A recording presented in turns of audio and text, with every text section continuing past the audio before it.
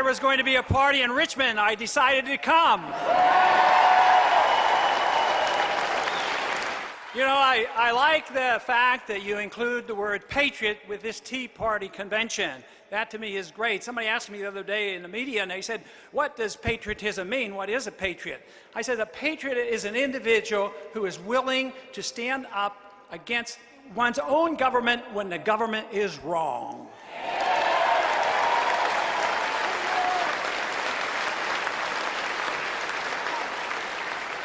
Unfortunately, these days, that's quite frequent, and maybe that's why we have so many people in the Tea Party movement.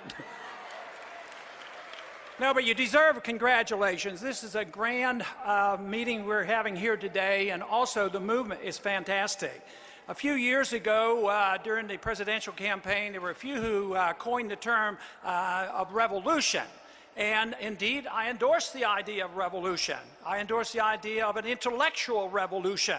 And that's, to me, very important. So the intellectuals who have given us this mess that we have today have to be challenged on the issues themselves. For instance, the economic system that we're suffering from is not free markets. It's Keynesian intervention, inflationism, driven by a Federal Reserve that we need to get rid of.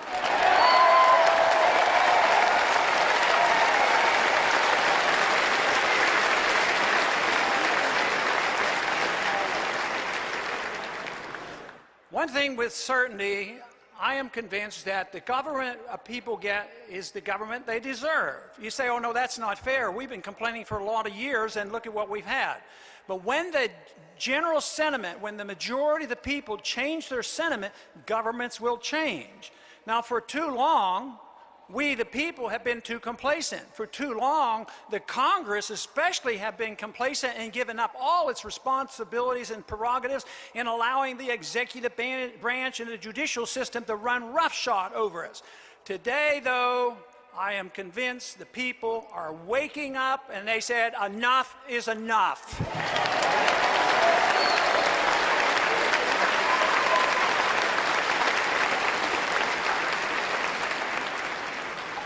So it is very important what we believe in, and I believe we come together with many, many beliefs that we agree with. I'm sure there are a few that there might be some disagreements on, but I believe we can agree on the fact that the government we have in Washington, D.C. is too big.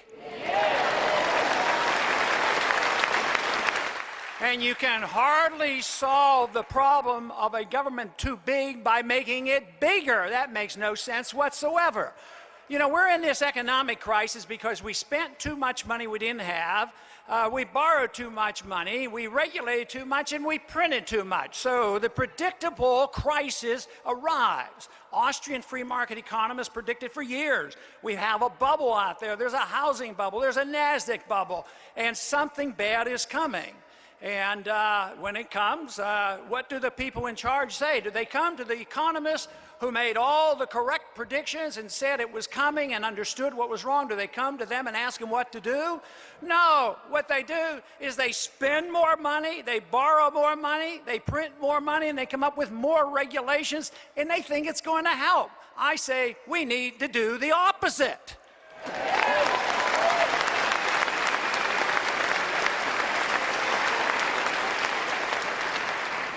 The opposite means that we have to start from scratch. We have to start from scratch in deciding what the role of our government should be. The founders went through that. They didn't like the role of the government under the king. They said the role of government should be different.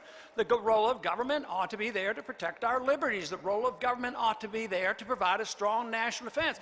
The role for the government ought to be giving us a sound currency, not a bunch or a few people in secret rooms that have monopoly control over the money supply and the interest rates. That's not in the Constitution.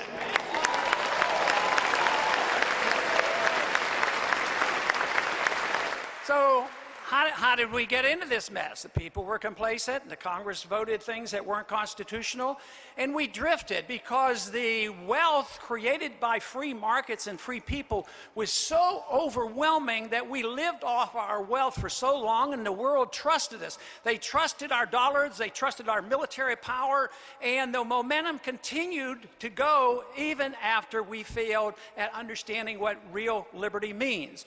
So what did we do? We didn't want to cut back like a family or a business has to do. The country as a whole just went on a borrowing binge. And therefore, we now are suffering from the prosperity that has accumulated with debt. So it's not real prosperity. If you're in trouble, and I say, well, the solution is go out and buy a fancy new car and you're going to feel better. Nobody does that except in Washington. They go out and they spend money and think that the country's going to feel better. It's absolutely the wrong thing to do. Free market economics teaches that if the government, in particular the Federal Reserve, produces bubbles and gets the economy out of whack, you have to allow corrections to occur. You have to liquidate the debt. Okay, they sort of paid attention to that a little bit. Yeah, whoa, there is too much debt. The banks have too much debt. The mortgage companies have too much debt. Fannie Mae and Freddie Mac has too much debt. There's too much derivative debt. So what did they do? They took all the debt, put it in the Federal Reserve and in the Treasury, and put it on the taxpayers. That's criminal.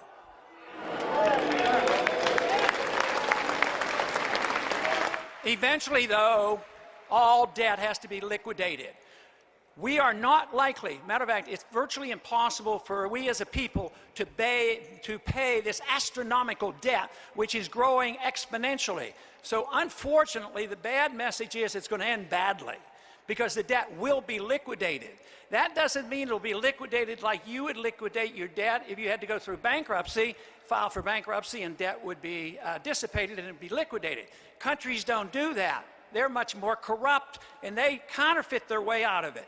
They print money and pay off their debts with money with shrinking value. That is essentially how we got into this mess. We could not have gotten ourselves into this mess without a central bank that had so much power and authority. The central bank, especially the chairman of the board, is more powerful than the president because he gets to print, create the reserve currency of the world, determine how much money supply there should be in the world, and what interest rates should be. That's way too much power. He is a counterfeiter, and he is a taxer, because if the Congress passes bill and they don't have the money, the Fed prints the money and your prices go up. That's a tax on us. It's the wrong thing to do, and it has to stop.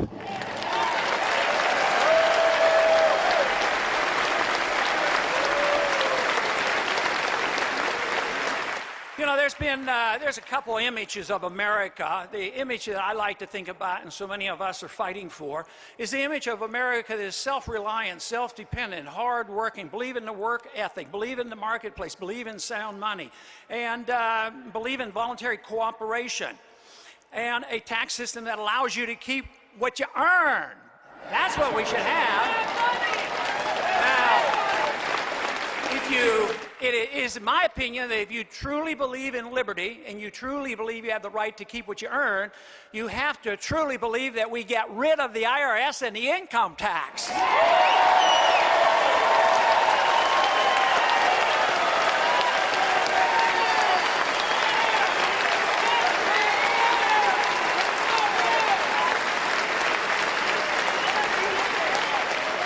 But unfortunately, and one of the reasons why you're so motivated, is the image of America has changed. We're debtors. We're the worst debtor in the history of the world. We have a currency that's destined to fail. We're indebted over our heads, and the government is bigger than ever. Our civil liberties are being undermined. We're pretending we can police the world and take care of everybody while ignoring our people at home. And our image is that of one where we are invading and bombing and threatening and using all sets of techniques overseas that undermines our liberties here. So our image is exactly opposite of what the founders wanted it to be. They wanted us to have a country where we were not intervening in the internal affairs of other nations. And of course, Eisenhower warned us. He says, watch out. If you're not careful, the military-industrial complex will eat our lunch, and that's what they're doing today. So if we are for balanced budgets, as I assume we are, and if we're for limited government, you can't pick and choose. You can't say, well, let's cut this program, let's cut this program. We can cut the food stamps for the poor, but you don't cut the food stamps for the rich. You don't cut the food stamps for the overseas partners that we have. What you have to do is you cut government back to its constitutional size. That's what you need.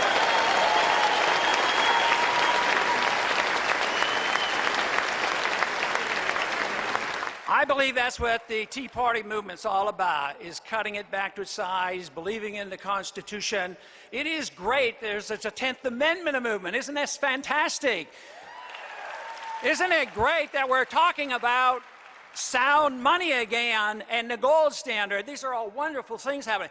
Isn't it amazing that we're talking about the constitutional right for the states to nullify bad federal laws?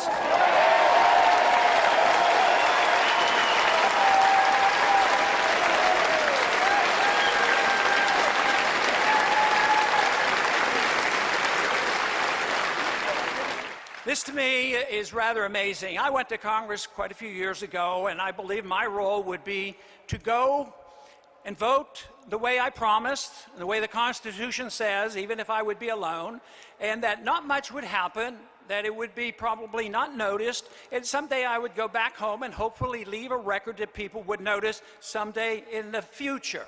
Today, though, I am pleasantly surprised to find out there are so many of you who really care, and you're sick and tired of what you have in Washington, D.C.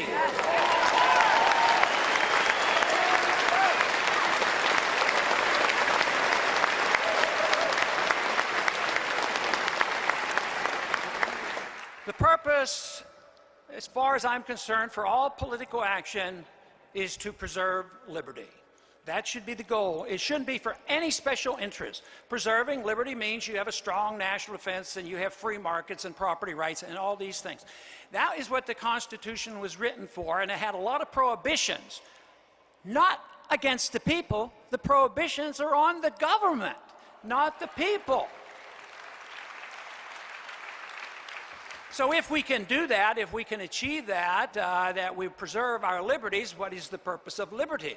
Well, that is the key. The purpose of liberty is to make ourselves better people. That gives us the opportunity to work for excellence and virtue, which should be the goal of all of us in our lives.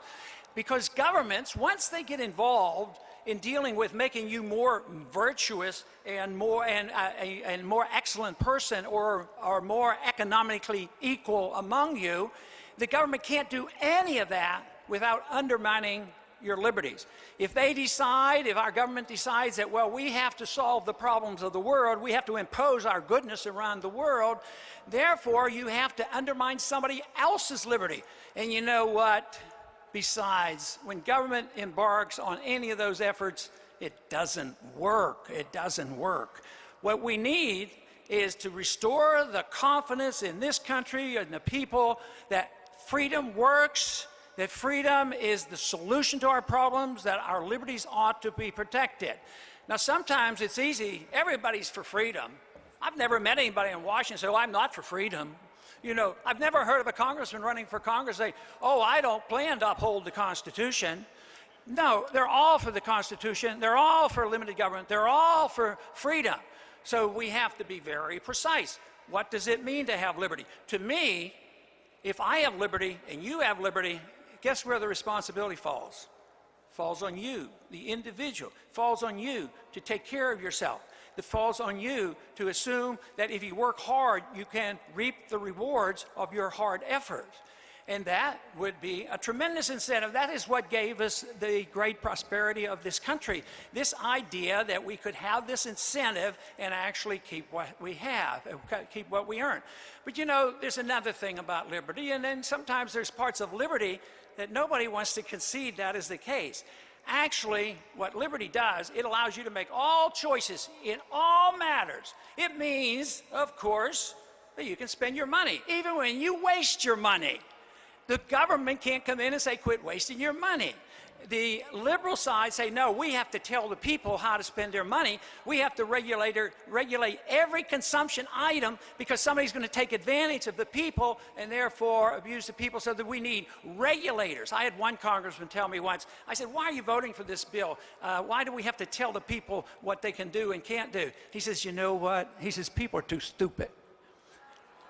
And believe me, that is an attitude that prevails in Washington. Anybody that advocates big government, a lot of laws and a lot of regulations, a lot of taxation, they believe you are not capable of taking care of yourself. And that is what has to be reversed. Because we sat on our hands for so long and made those assumptions, we carelessly allowed things to flow. We've lost a lot of our liberties, and they're being continually challenged. So we have to look at this. We want you to be able to spend your money as you choose, but also what you do with your life. We know that the government's not supposed to deal with your religious values, what you put into your soul or into your mind. You're allowed to read things as you choose. But why is it that so often we think it's okay for the government to tell us what we can put in our mouths or put in our lungs or put in our body, and assume, oh, the government will take care of us? So therefore, you have government at the federal level telling you, for instance, that it is your best interest that we tell you that you're not allowed to drink raw milk. That's how they're going to protect you. Now, you take, for instance, in the drug war, which, if you're caring about liberty, you have to address the subject about how the drug war undermines personal liberties. But the drug war has drifted over into the total curtailment of the growing of hemp. You know, hemp is a great product, but it competes with other products that are subsidized by the government, and they don't want competition. Hemp is related to marijuana, but if you want to smoke hemp, you need a cigarette as big as a phone pole to get anything that you would feel any changes on.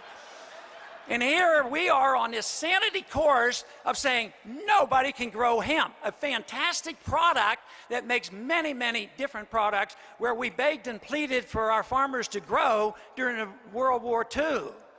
So it's those kind of things that spill over. In this effort to regulate behavior for so-called good reasons also has many unintended consequences.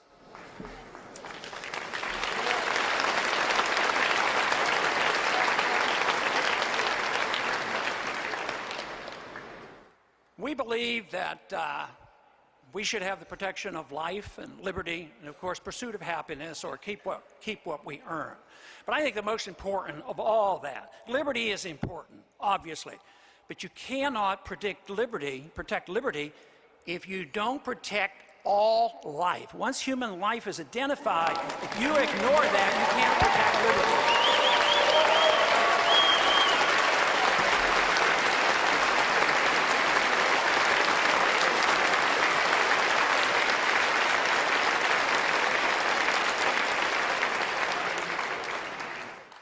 If we can do that, we will have a free and prosperous society.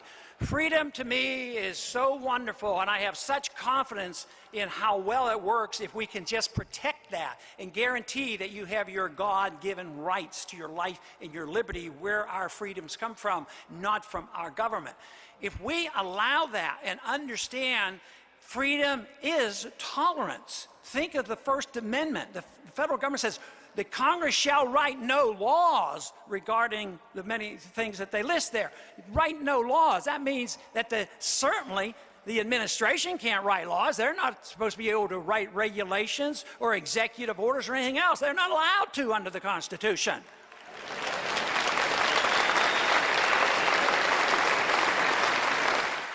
And certainly, if we're told that the Congress writes all laws and the executive branch is not allowed to either, why in the world have we allowed our judicial branch to write law? They shouldn't write law either.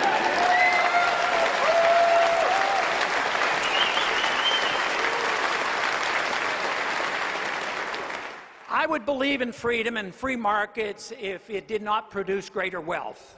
But we who believe in freedom, we don't even have to argue that, because history is on our side. History proves the freer the market, the sounder the money, the greater prosperity, and the more people that can enjoy it. So freedom is defendable from a very practical way. So this is something that we fail, I think, to project. But freedom also works in a social way. Freedom does bring people together. Freedom should not be divisive. If the First Amendment says that you can say things that are controversial, you should be able to tolerate other people who are controversial too, as long as they don't impose their will or their rules and their beliefs on you.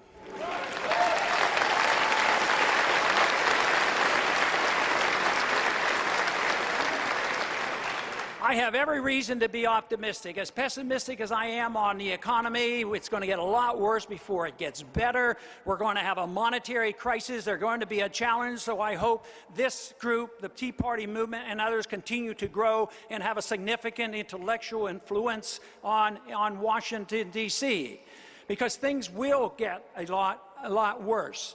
But freedom is alive and well, let me tell you. Not only do we see the movements like this, but I go constantly to the universities, and if you have a true intellectual revolution, the universities will express it. And believe me, on the campuses of this country, they care about freedom, they care about liberty, they care about our Constitution, and they are going to be the next generation. We will have no magic cure in November. We will significantly see some changes, hopefully, and that will be good.